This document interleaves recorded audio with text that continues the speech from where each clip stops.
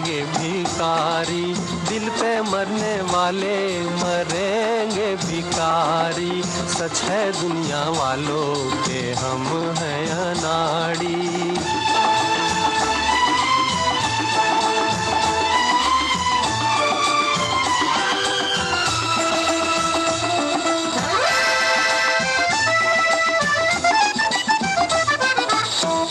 असली नकली चेहरे देखे, दिल पे 100 पहरे देखे। मेरे दुख पे दिल से पूछो, क्या क्या ख्वाब सुनहरे देखे।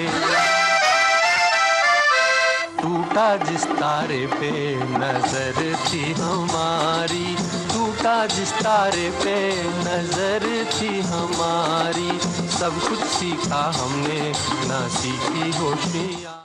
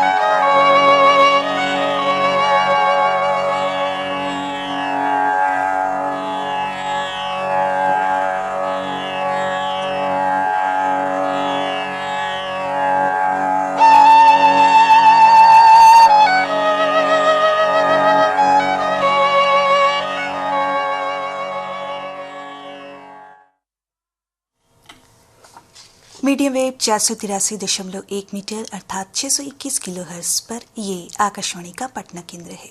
स्टूडियो की घड़ी में शाम के 4:30 हुए हैं। आरंभ होती है हमारी आज की दूसरी सभा।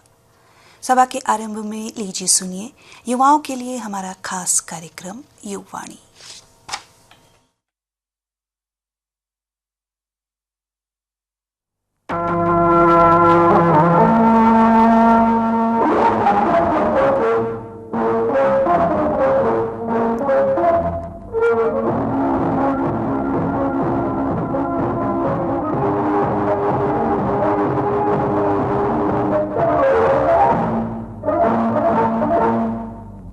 रेड लाइट का रखे ध्यान, नहीं तो कट जाएगा चालान। नशे में गाड़ी चलाओगे सीधे जेल जाओगे। जी हाँ, वाहन चलाते समय रेड लाइट का ध्यान रखें और यातायात संकेतकों का पालन करें। वेल्सपन द्वारा जनहित में जारी। हेलो दोस्तों, कैसे हैं आप सभी? उम्मीद है अच्छे होंगे। आपने ट्यून किया है आकाशवाणी पटना और कार्यक्रम का नाम है युववाणी। मैं हूं आपका होस्ट और रेडियो दोस्त आकाश, और आज मेरी सहयोगी हैं अंबिका। बहुत बहुत स्वागत है दोस्तों आज के कार्यक्रम में। आज का कार्यक्रम बहुत खास है क्योंकि आज की चर्चा का विषय है वर्ल्ड लीवर डे, और लीवर से संबंधित आपको एक इंटरव्यू भी सुनाएंगे और आपको योगा के बारे में भी बताएंगे एवं योगा ट्रेनर मयंक की भी बातें बताएंगे। थोड़ी बातें youth in innovation and startup के बारे में भी करेंगे। बीच में गीत संगीत का लुत्फ तो उठाएंगे ही, और अंत में साइंस अपडेट और रोचक तथ्य की तरफ चलेंगे। तो कार्यक्रम शुरू करने से पहले सुनाते हैं एक गीत।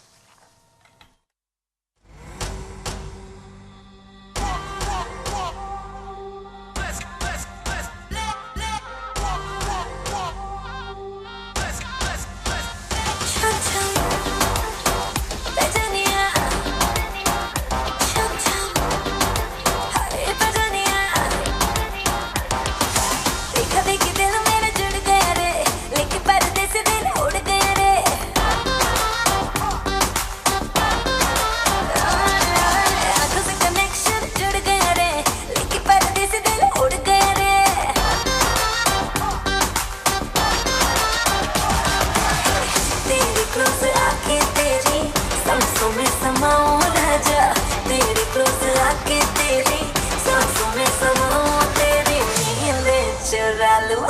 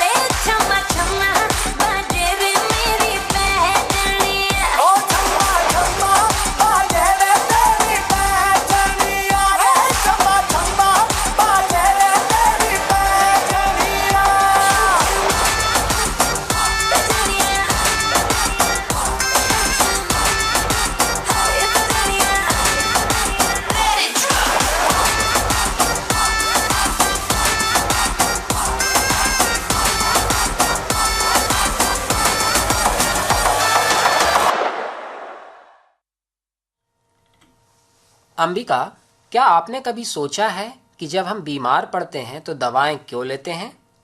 अब आप भी सोच रही होंगी कि ये कैसा सवाल है। बिल्कुल, हम दवाएं तो स्वस्थ रहने के लिए ही लेते हैं। जी हाँ, अगर आप ये सोच रही हैं तो बिल्कुल ठीक सोच रही हैं आप। लेकिन मैं आपसे अगर ये कहूँ कि आपका भोजन भी दवा का काम करता है तो आपकी क्या प्रतिक्रिया होगी? अच्छा, मैं समझ गई। आप ऐसा इसलिए कह रहे हैं ना क्योंकि आज है वर्ल्ड लीवर डे या कहें विश्व यकृत दिवस, और इस साल का विषय भी रखा गया फूड इज मेडिसिन।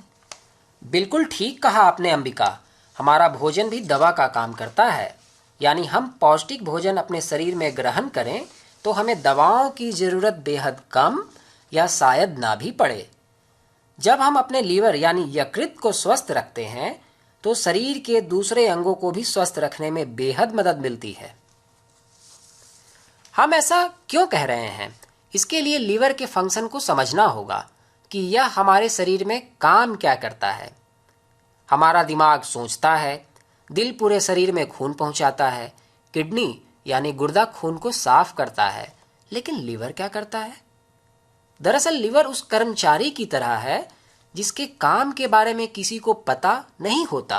यूं कहें कि इसके काम पर किसी का ध्यान नहीं जाता, लेकिन जब यह बीमार पड़ता है तो सब कुछ उलट पुलट हो जाता है। हम खाद्य पदार्थ या पेय पदार्थ के जरिए जो भी चीजें लेते हैं, चाहे वह पोषक तत्व हो या हानिकारक पदार्थ, सभी चीजें एक समय के बाद लीवर में पहुंच जाती हैं।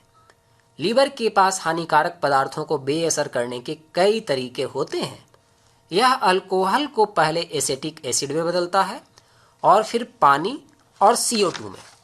इसके अलावा लीवर हर दिन एक पित्त भी बनाता है, 1 लीटर पित्त भी बनाता है, जो पित्ताशय और आंतों तक जाता है।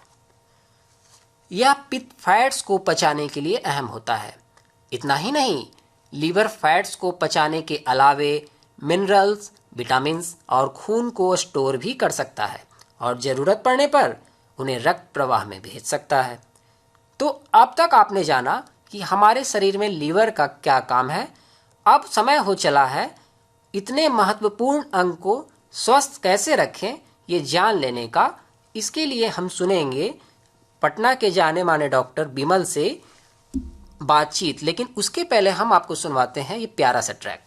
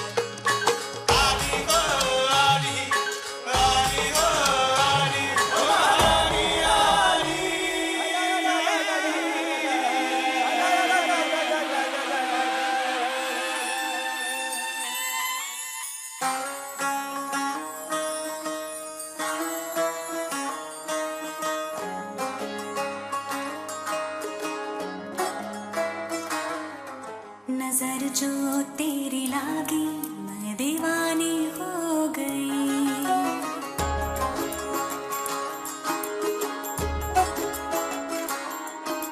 दीवानी हाँ दीवानी दीवानी हो गई।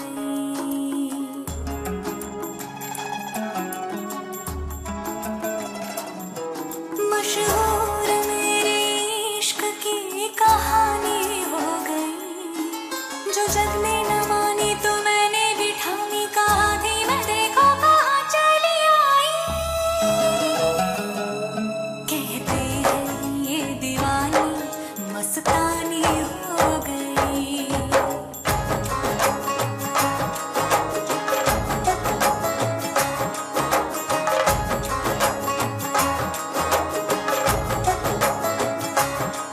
मशहूर मेरी इश्क की कहानी हो गई।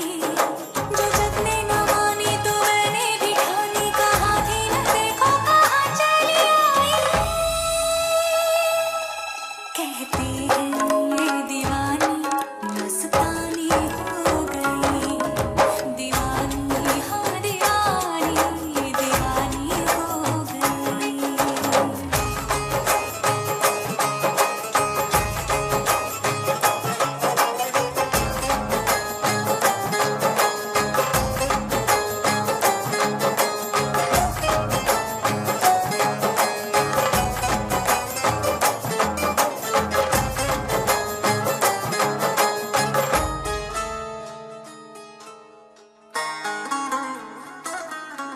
ज़ख़म ऐसा तूने लगाया।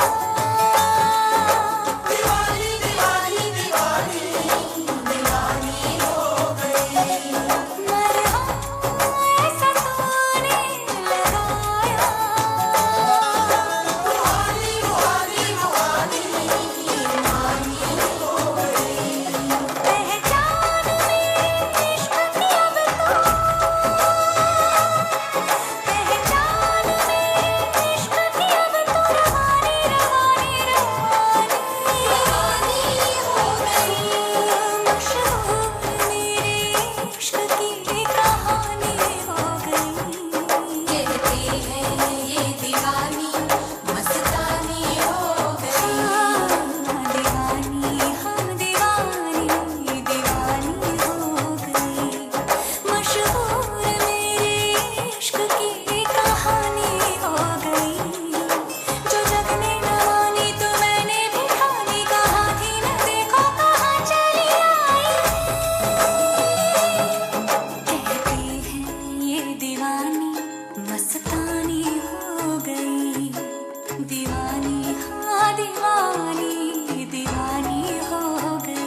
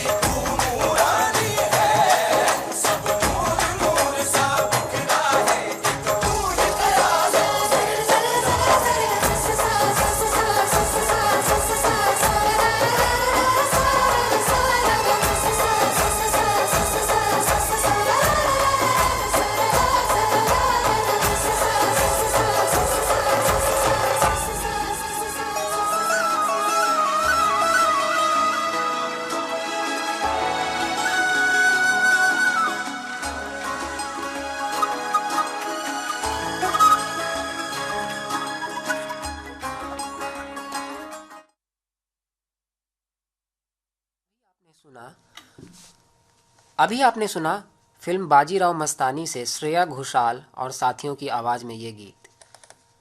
अंबिका, आपको पता है वर्ल्ड लीवर डे का इतिहास क्या है? बिल्कुल आकाश। वर्ल्ड लीवर डे की स्थापना लीवर से संबंधित बीमारियों के बढ़ते मामले, जल्द पहचान और रोकथाम की आवश्यकता पर वैश्विक ध्यान आकर्षित करने के लिए की गई थी। इसकी शुरुआत 2010 में EASL European Association for the study of the liver द्वारा की गई थी। यह दिन 1966 में EASL के गठन के साथ मेल खाता है। इस दिन की शुरुआत सार्वजनिक स्वास्थ्य अभियानों के हिस्से के रूप में की गई थी, जिसका उद्देश्य लोगों को लीवर के कार्यों, हेपेटाइटिस, फैटी लीवर, सिरोसिस और लीवर कैंसर जैसी समस्याओं के प्रति जागरूक करना है। क्या आपको ये भी पता है अंबिका कि हमारे लीवर को खराब यानी नुकसान पहुंचाने वाले खाद्य पदार्थ कौन से हैं? बिल्कुल।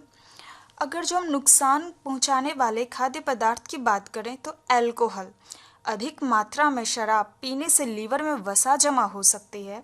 इसे एल्कोहलिक फैटी लीवर रोग कहा जाता है और यह ARLD का प्रथम चरण है। फैटी लीवर रोग से शायद ही कोई लक्षण उत्पन्न होते हैं। शराब के अधिक सेवन से लीवर को नुकसान पहुंचने पर थकान, कमजोरी और ऊर्जा की कमी महसूस हो सकती है। फैटी फूड्स, लीवर में फैटी फूड्स जिन्हें NAFLD non alcoholic fatty liver disease भी कहा जाता है, एक ऐसी स्थिति है जिसमें लीवर में वसा जमा हो जाता है। ऐसे में खान पान का खास ध्यान रखना चाहिए। बात करें हाई शुगर फूड्स की, तो हाई शुगर फूड्स खासकर अत्यधिक मात्रा में सेवन किए जाने पर लीवर के स्वास्थ्य के लिए हानिकारक हो सकते हैं। चीनी, फ्रुक्टोज और HFSC high fructose corn syrup liver की बीमारी का जोखिम बढ़ा सकते हैं। बात करें पैक्ड स्नैक्स की, तो लीवर के लिए पैक्ड स्नैक्स हानिकारक होते हैं, खासकर जो वसा, चीनी और नमक से भरपूर हो। ऐसे स्नैक्स से बचें जो आपकी सेहत को नुकसान पहुंचा सकते। रिफाइंड अनाज लीवर की हेल्थ के लिए हानिकारक हो सकते हैं, क्योंकि रिफाइंड अनाज में फाइबर, विटामिन एंड मिनरल कम होते हैं जो लीवर के लिए ज़रूरी होते हैं। तो ये सब कुछ फूड्स हैं जो लीवर को खराब करते हैं। इसलिए संतुलित पोषण लीवर के स्वास्थ्य के लिए एक बड़ा बदलाव ला सकता है। फल, सब्जियां, साबुत अनाज और लीन प्रोटीन से भरपूर संतुलित आहार बीमारी को रोकने और लीवर के कामकाज को बेहतर बनाने में सहायक होता है। तो अभी आपने जाना कि लीवर हमारे शरीर का कितना महत्वपूर्ण अंग है और हम इसे कैसे तंदुरुस्त रख सकते हैं। अब कार्यक्रम में वक्त हो चला है, एक सुनते हैं, चलते हैं अगले ट्रैक की तरफ।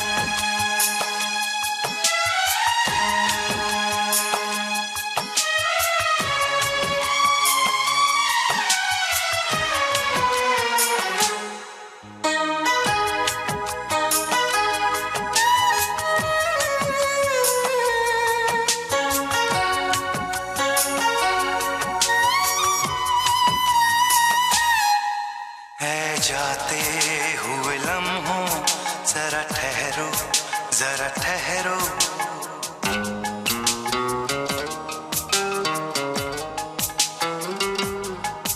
ऐ जाते हुए लम्हों जरा ठहरो, जरा ठहरो। मैं भी तो चलता हूँ, जरा उनसे मिलता हूँ। जो एक बात दिल में है उनसे कहूँ तो चलूँ, तो चलूँ, तो चलूँ, तो चलूँ, तो चलूँ, तो चलूँ, तो चलूँ, तो चलूँ, तो चलूं तो चलूं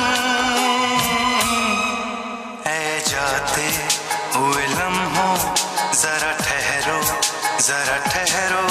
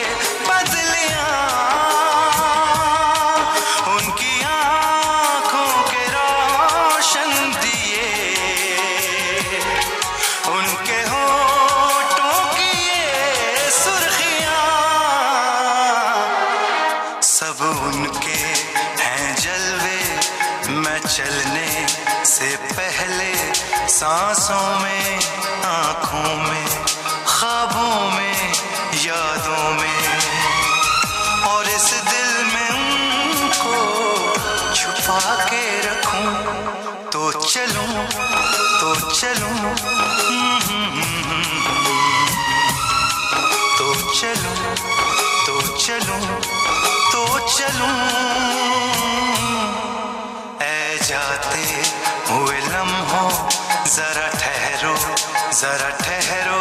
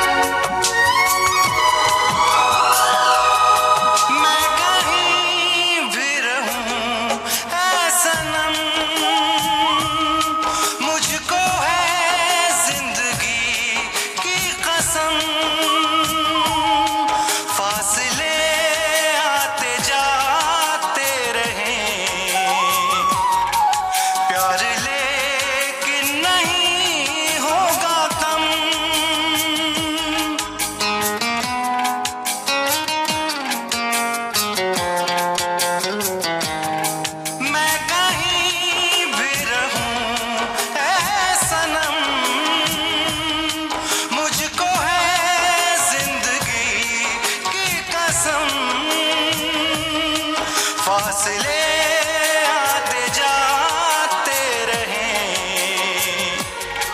प्यार लेकिन नहीं होगा कम जिन्हें चाहूं जिन्हें पूजूं उन्हें देखूं उन्हें छू लूं जरा बातें तो कर लूं जरा बाहों में भर लूं मैं इस चांद से माथे को चूम लूं तो चलूं तो चलूं तो चलूं तो चलूं तो चलूं ऐ जाते हुए लम्हों जरा ठहरो मैं भी तो चलता हूँ जरा उनसे मिलता हूँ जो एक बात दिल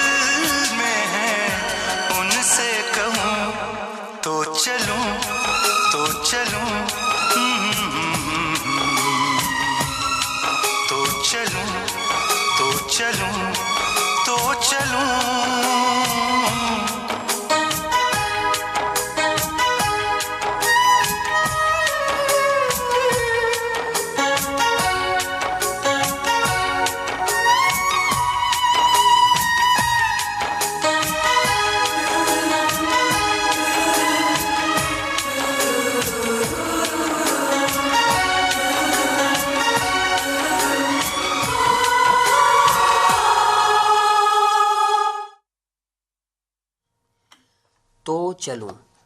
यह फिल्म संगीत आपने सुना फिल्म बॉर्डर से रूप कुमार राठौर की आवाज़ में।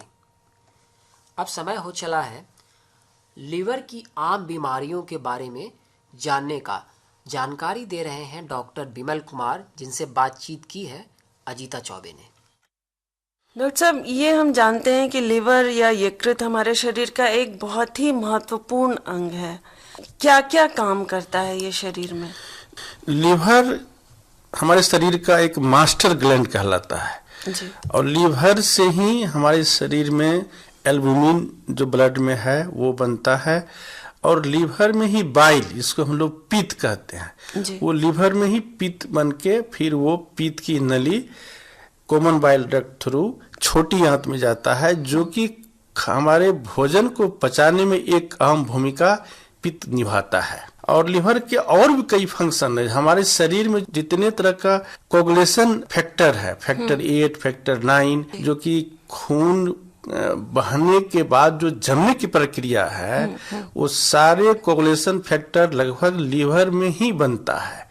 इसलिए ये कहता है लीवर जो है बॉडी का एक मास्टर ग्लैंड है। जी डॉक्टर साहब, क्या लक्षण आते हैं जब इसमें किसी तरह की कोई समस्या होती है? लीवर में कोई बीमारी हो जाती है या कोई इन्फेक्शन हो जाता है? अपने यहाँ खास के भारतवर्ष और बिहार में सबसे जो लीवर का जो बीमारियां हैं वो है वायरल हेपेटाइटिस। वायरल हेपेटाइटिस 4 वर्गों में बांटा गया: hepatitis A, hepatitis B, hepatitis सी।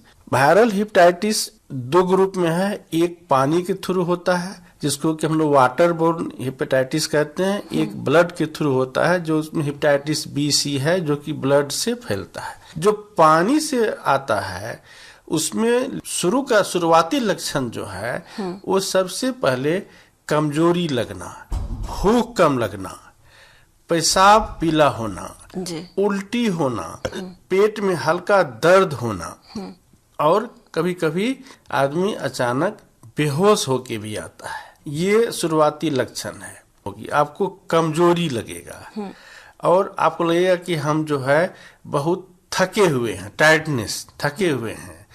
और उसके बाद धीरे धीरे सबसे पहले पेशाब का रंग पीला होगा, उसके बाद आंख पीला होगा, और कभी कभी तेजी से अगर लिवर टूटता है तो पेट में पानी भी आ जाता है, और कभी कभी उसी के चलते जो है उल्टी में खून और पैखाना से खून लेके भी मरीज आता है, और कभी कभी मरीज बेहोशी अवस्था में आता है। किस तरह के चेंजेस होते हैं लिवर में जबकि वो इस तरह के लक्षण देना शुरू करता है?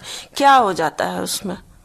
ये जो वायरल हेपेटाइटिस है, जो लिवर का एक जो फंक्शनल यूनिट हेपेटोसाइट्स कहते हैं, लिवर के सेल हुए, उसी सेल को ये डैमेज करते हैं, और हेपेटोसाइट डैमेज होने से ही उसकी संख्या घटने से लिवर का जो फंक्शन है वो फंक्शन जो है अच्छा से नहीं होता है। इसके चलते मनुष्य को लक्षण आने से मेन हेपेटिक नेक्रोसिस कहते हैं। जो हेपेटोसाइट्स है वो हेपेटिक नेक्रोसिस ही करता है, लिवर को तोड़ देता है। बिल्कुल। मतलब डॉक्टर साहब, लिवर में कोई भी समस्या हो वो पीलिया या जॉन्डिस के रूप में ही दिखाई देता है सामने?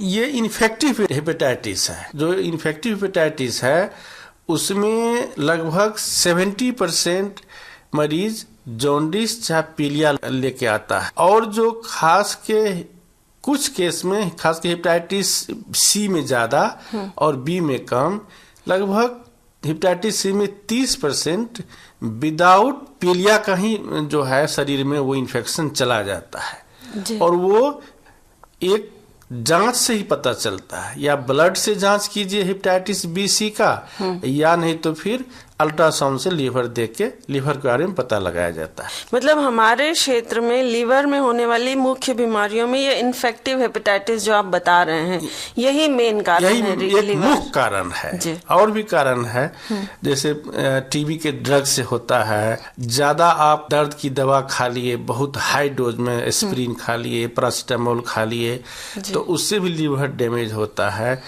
और कभी कभी जो लीवर जो है आफ्टर ऑपरेशन मेजर सर्जरी हुआ, हार्ट का सर्जरी हुआ, उस सर्जरी में भी लीवर का ब्लड सप्लाई किसी तरह कमने से उसमें भी लीवर जो है हेपेटिक नेक्रोसिस उसमें भी होता है।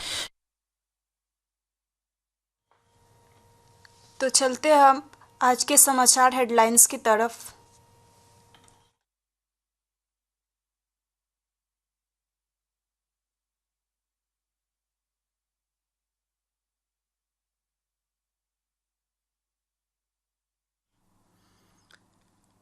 नमस्कार, ये आकाशवाणी का पटना केंद्र है। अब आप खालिद रशीद से मुख्य समाचार सुनिए। जदयू के कार्यकारी अध्यक्ष और राज्यसभा सांसद संजय कुमार झा ने दावा किया है कि राज्य की जनता विधानसभा चुनाव में एक बार फिर एनडीए सरकार को बहुमत से चुनेगी। पटना में संवाददाताओं से बातचीत करते हुए श्री झा ने कहा कि डबल इंजन सरकार से बिहार को काफी फायदा हो रहा है और लोग नहीं चाहते कि इसमें कोई बदलाव हो। उन्होंने विपक्ष पर भ्रष्टाचार के नाम पर लोगों में भ्रम फैलाने का आरोप भी लगाया है। कांग्रेस पार्टी के अध्यक्ष मल्लिकार्जुन खड़गे कल बक्सर के दलसागर खेल मैदान में एक जनसभा को संबोधित करेंगे। पार्टी की प्रदेश इकाई की ओर से इसकी तैयारियां पूरी कर ली गई हैं। जनसभा में गठबंधन के सहयोगी दलों के नेताओं के शामिल होने की भी संभावना है। इधर पार्टी ने श्री खड़गे की पटना में प्रस्तावित कार्यक्रम को रद्द कर दिया है। मुख्यमंत्री नीतीश कुमार ने कहा है कि हज यात्रियों को राज्य सरकार की ओर से सभी सुविधाएं प्रदान की जा रही हैं। श्री कुमार ने पटना में एक अणे मार्ग स्थित मुख्यमंत्री आवास पर आज इस वर्ष होने वाली हज यात्रा को लेकर एक उच्च स्तरीय समीक्षा बैठक की। उन्होंने अधिकारियों को निर्देश दिया कि श्रद्धालुओं को सभी मूलभूत सुविधाएं मुहैया कराई जाएं। श्री कुमार ने कहा कि राज्य के विभिन्न जगहों पर हज यात्रियों की सुविधा और सुरक्षा के लिए वरीय अधिकारियों को प्रतिनियुक्त किया जाए। केंद्रीय गृह मंत्रालय के अंतर्गत भारतीय साइबर अपराध समन्वय केंद्र I4C ने आज ऑनलाइन बुकिंग धोखाधड़ी को लेकर सार्वजनिक चेतावनी जारी की। मंत्रालय ने विशेष रूप से ऐसे मामलों को लेकर सचेत किया है जिनमें देश में धार्मिक तीर्थयात्रियों और पर्यटकों को निशाना बनाया जा रहा है। पश्चिमी विक्षोभ की सक्रियता में कमी आने से प्रदेश में एक बार फिर अधिकतम और न्यूनतम तापमान में बढ़ोतरी का सिलसिला शुरू हो गया है। मौसम विभाग ने आज पश्चिम चंपारण, सुपौल, अररिया, किशनगंज और पूर्णिया में एक दो स्थानों पर तेज हवा के साथ बारिश और वज्रपात की चेतावनी जारी की है। आज विश्व लीवर दिवस है। दुनिया भर में यकृत की बीमारियों के बारे में जागरूकता बढ़ाने को लेकर यह दिवस मनाया जाता है। इस अवसर पर प्रदेश में कई कार्यक्रम आयोजित किए जा रहे हैं। इस दौरान लोगों को लीवर की बीमारियों से बचने के लिए तैलीय और चिकनाई वाले खाद्य पदार्थों से दूर रहने और स्वस्थ जीवन शैली अपनाने की सलाह दी जा रही है। गौरतलब है कि प्रधानमंत्री नरेंद्र मोदी ने भी पिछले दिनों लोगों से खाद्य तेलों का कम से कम इस्तेमाल करने और जीवन शैली में बदलाव लाने की अपील की थी।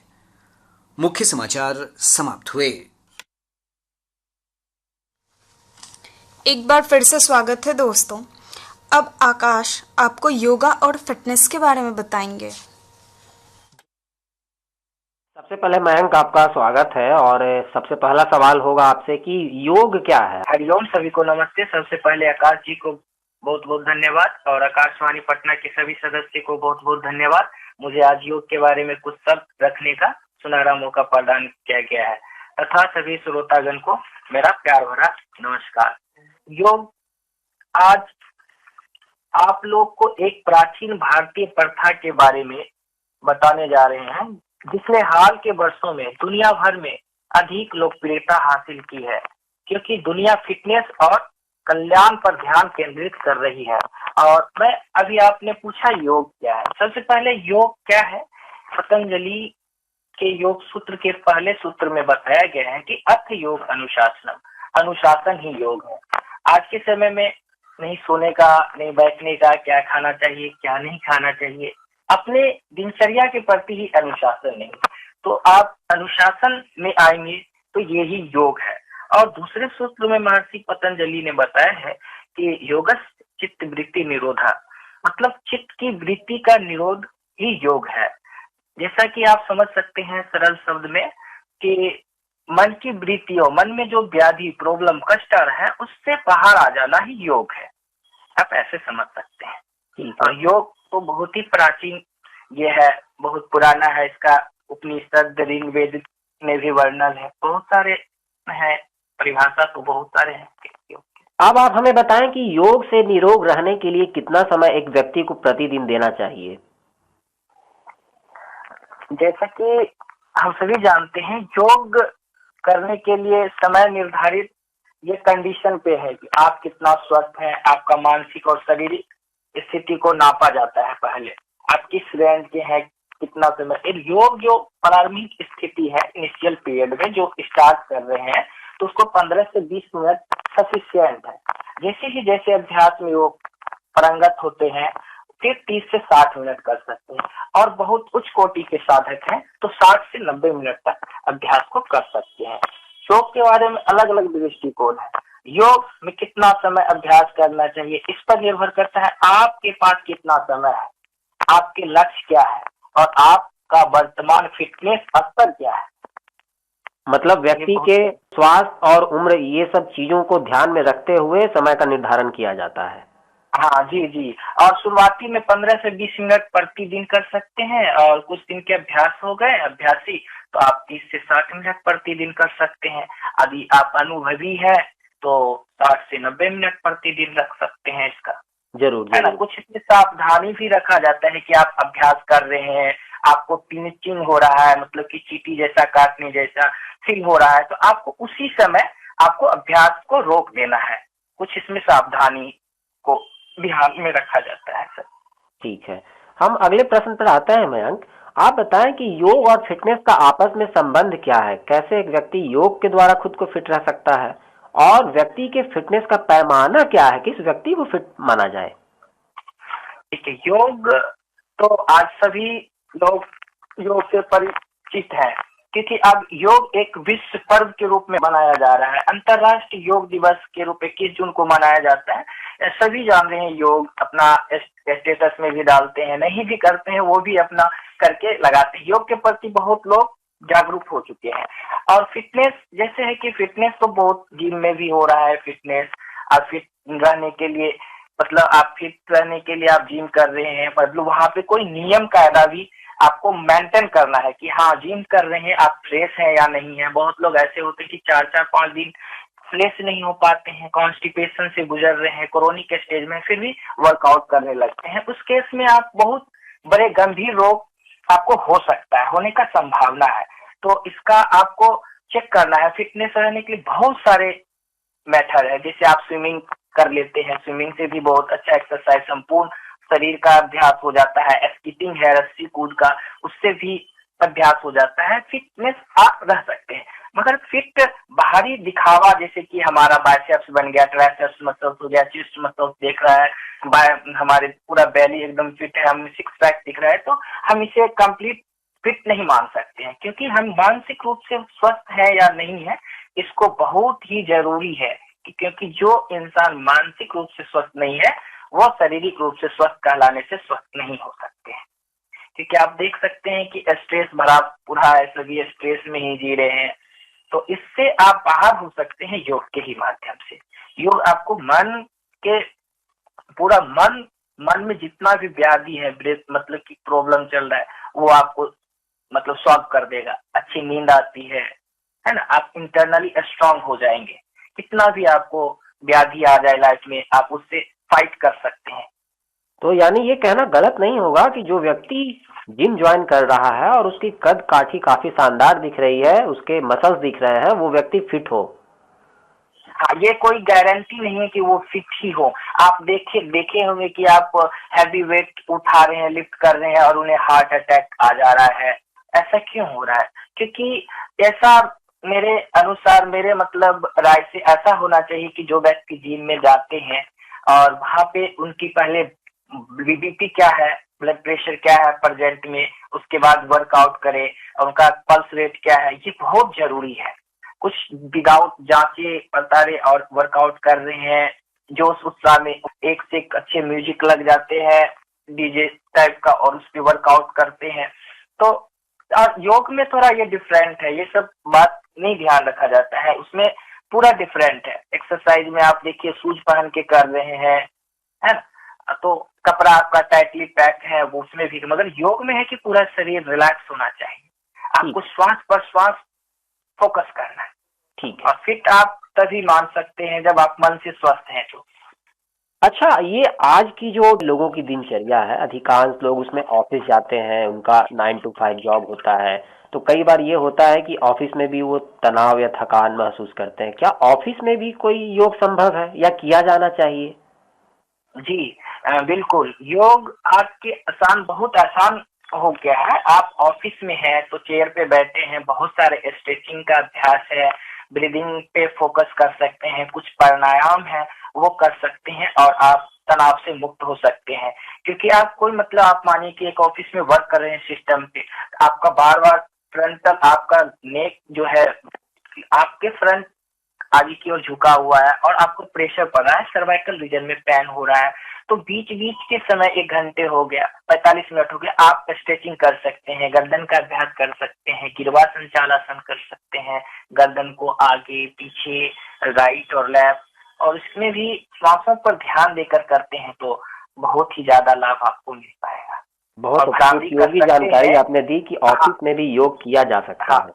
हाँ, कुछ प्राणायाम है जैसे कि भ्रामरी हो गया, ओम चैंटिंग हो गया, ये आप किसी भी जगह बैठ के आप कर सकते हैं। नहीं बैठ पाते हैं, कोई यदि बीमार है, यहाँ तो ऑफिस की बात चल रही है, यदि कोई बीमार है वो लेटे लेटे ओम का भ्रामरी का करेंगे तो उनको भी फायदा होता है। डोपामिन नाम का हार्मोन सिक्रेट होता है और हमारे स्ट्रेस लेवल को कम करता है। मन में आपको प्रसन्न मतलब फील करेंगे, आप बेटर फील करेंगे। बहुत सारे ऐसे हैं, आप ब्रीदिंग पे कुछ सेकेंड फोकस कर सकते हैं, लिए और छोड़े, है ना। अच्छा मयंक, ये बताइए योग और प्राणायाम में क्या फर्क है, और क्या ऑफिस में जो हम कह रहे हैं उसे योग की बजाय प्राणायाम कहना ज्यादा सही होगा?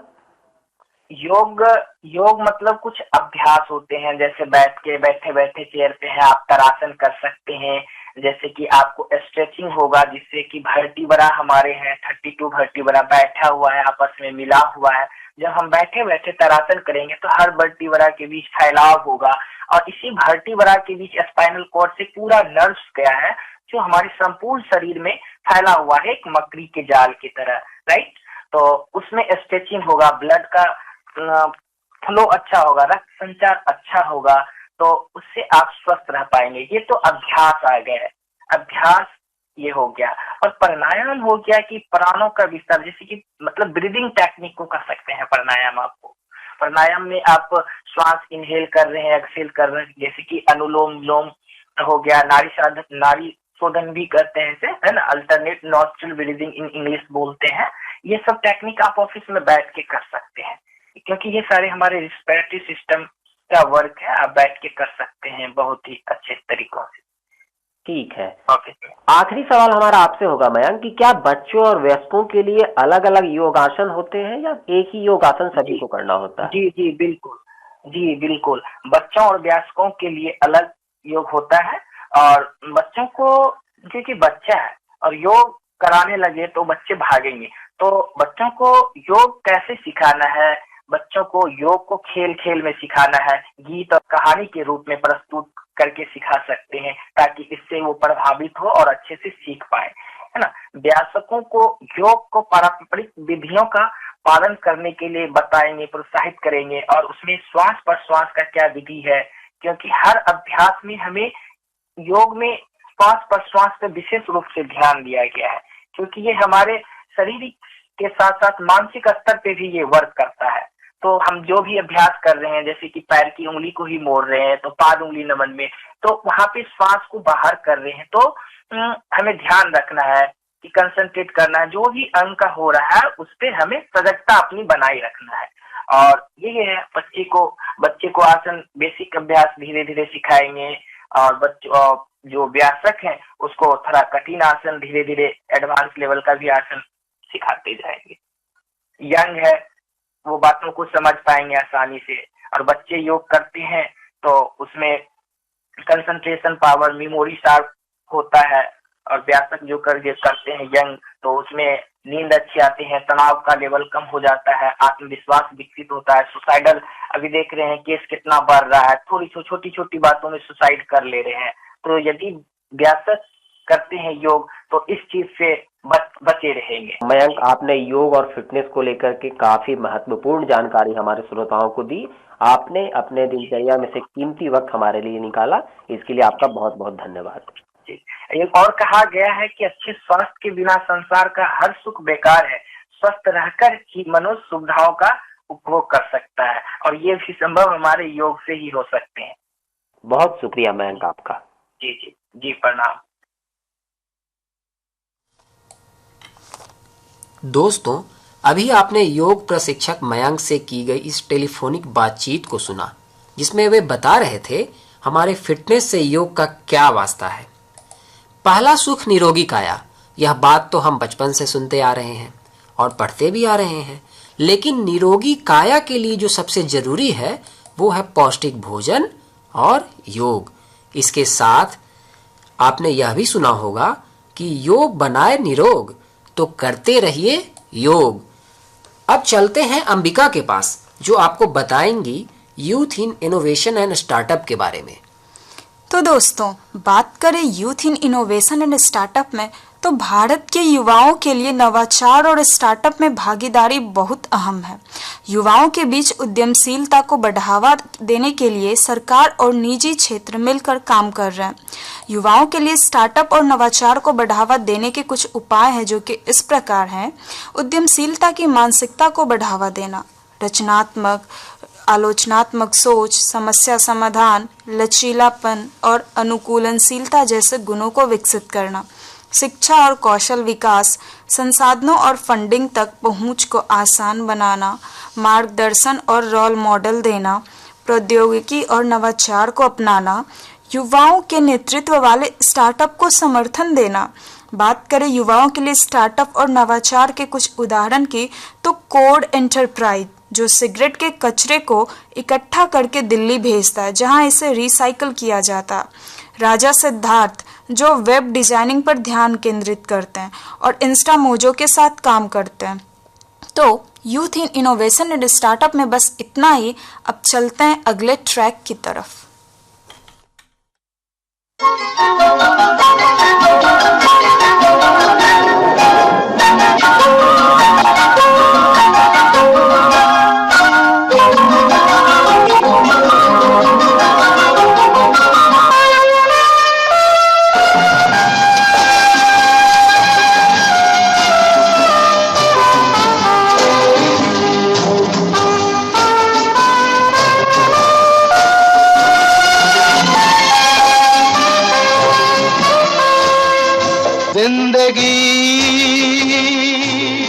कैसी है पहेली हाय,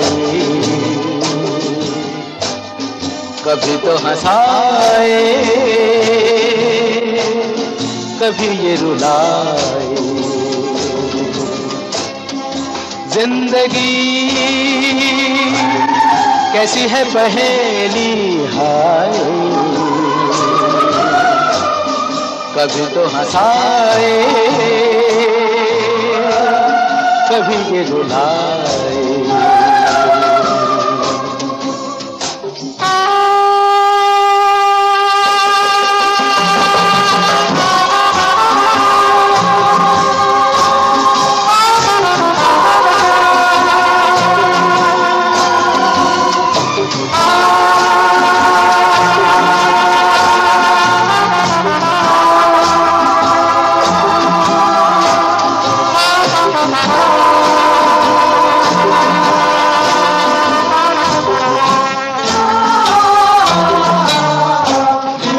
भी देखो मन नहीं जागे, पीछे पीछे सपनों के भागे। तो भी देखो मन नहीं जागे, पीछे पीछे सपनों के भागे। एक दिन सपनों का राही चला जाए सपनों से आगे कहाँ। जिंदगी कैसी है पहेली हाय, कभी तो हंसाए कभी ये रुलाए।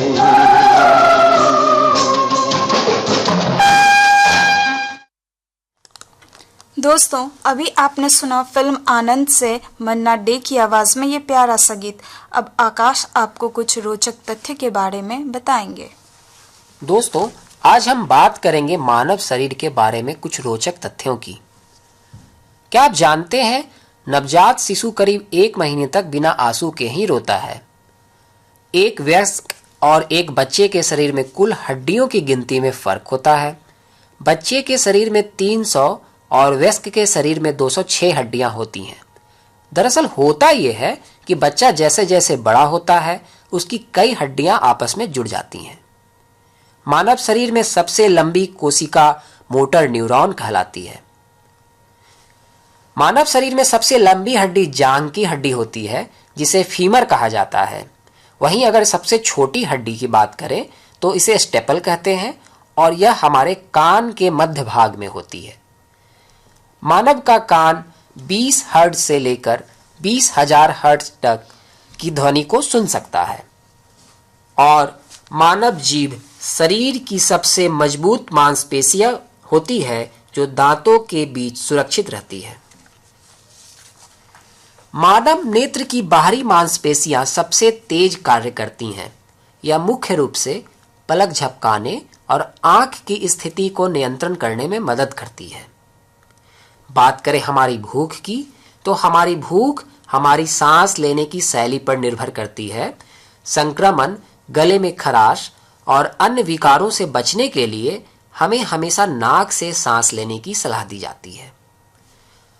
हमारे जम्हाई लेने का उद्देश्य फेफड़ों में ज्यादा ऑक्सीजन पहुंचाना होता है। हमारा मस्तिष्क ऑक्सीजन की कमी महसूस करने पर हमें जम्हाई लेने के लिए संवेदी तंत्र को संदेश भेजता है। तो जब भी आप जम्हाई लें तो हाथ को मुंह पर ना रखें और पूरे मुंह में हवा को जाने दें। सभी इंसानों की उंगलियों के निशान जैसे अलग अलग होते हैं वैसे ही सभी के जीभ के निशान भी अलग होते हैं। और बात करें आखिरी रोचक तथ्य की तो मनुष्य के आंख और कान कभी भी बढ़ना बंद नहीं होते क्योंकि वे मुख्य रूप से उपास्थि कोशिकाओं से बने होते हैं। तो अब चलते हैं अंबिका के पास। तो दोस्तों अभी आपने रोचक तथ्य सुना। अब लेते हैं एक छोटा सा ब्रेक और सुनते हैं अगले ट्रैक।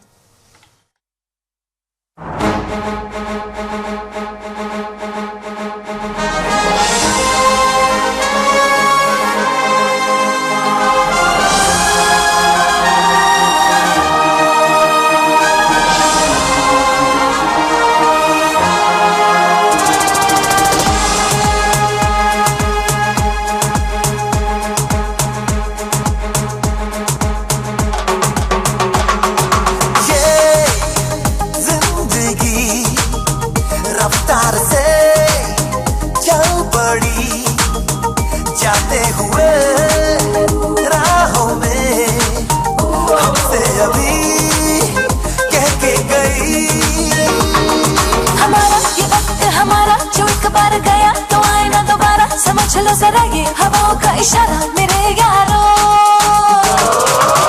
अपना हर दिन ऐसे जियो जैसे कि आखिरी हो। जियो तो इस पल ऐसे जियो जैसे कि आखिरी हो।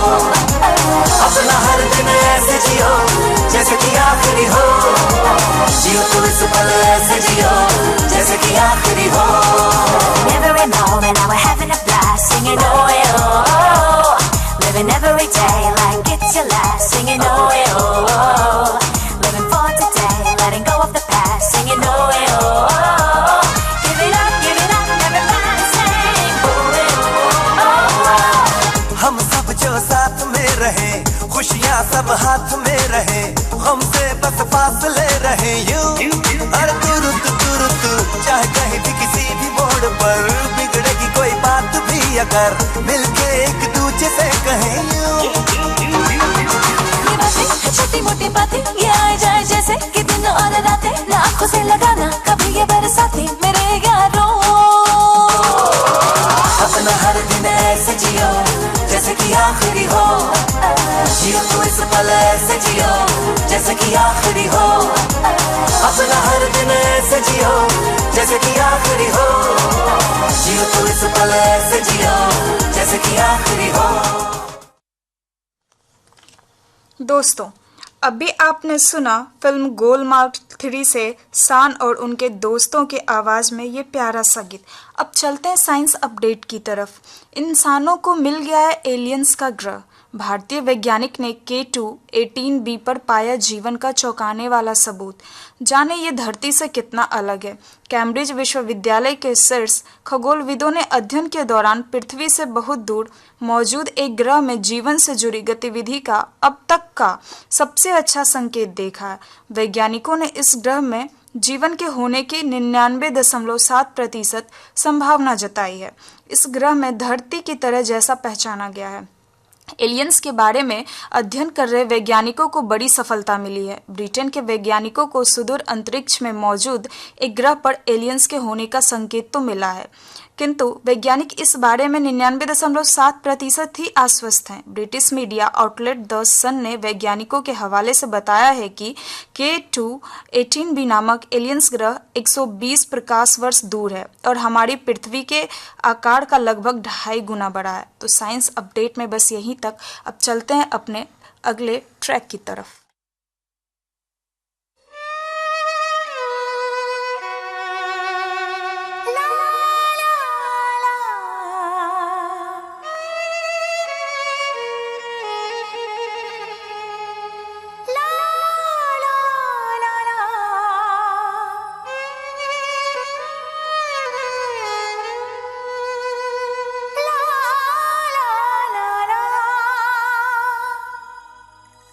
तेरे नाम हमने किया है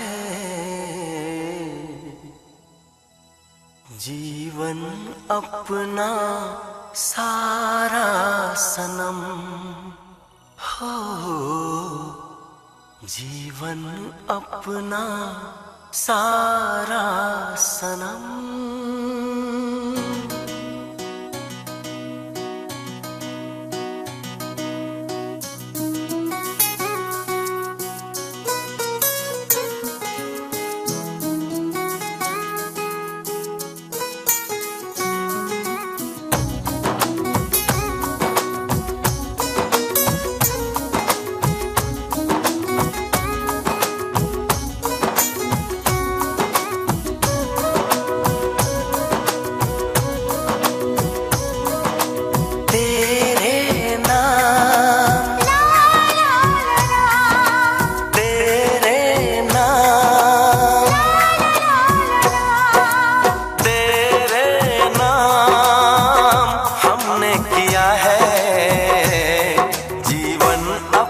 सारा सनम हो, जीवन अपना सारा सनम।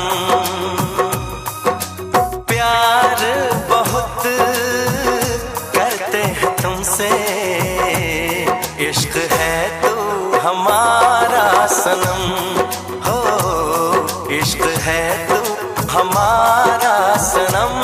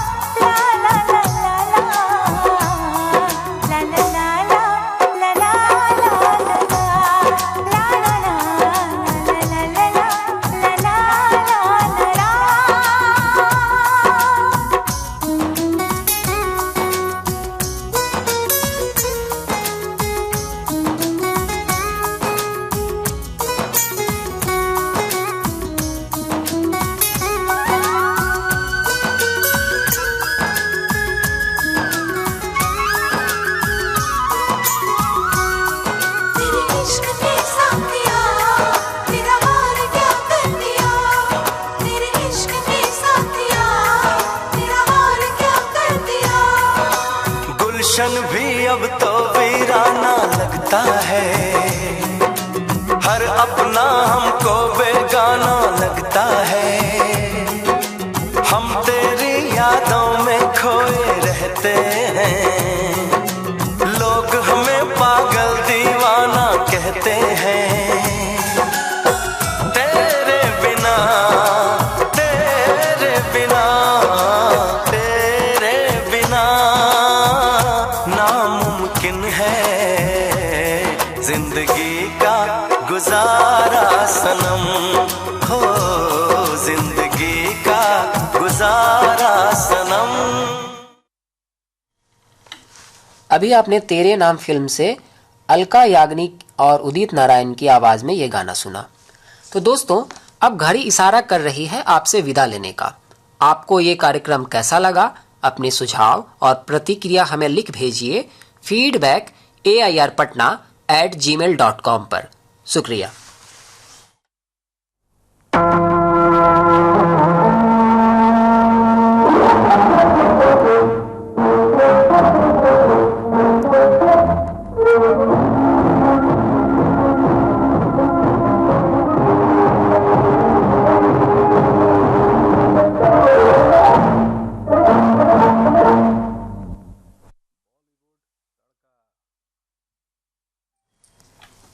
युवाओं के लिए हमारा खास कार्यक्रम युवाणी अभी आप सुन रहे थे आकाशवाणी पटना से। स्टूडियो की घड़ी में 5:30 हुए हैं। श्रोताओं, लीजिए सुनिए मगही कार्यक्रम मागधी।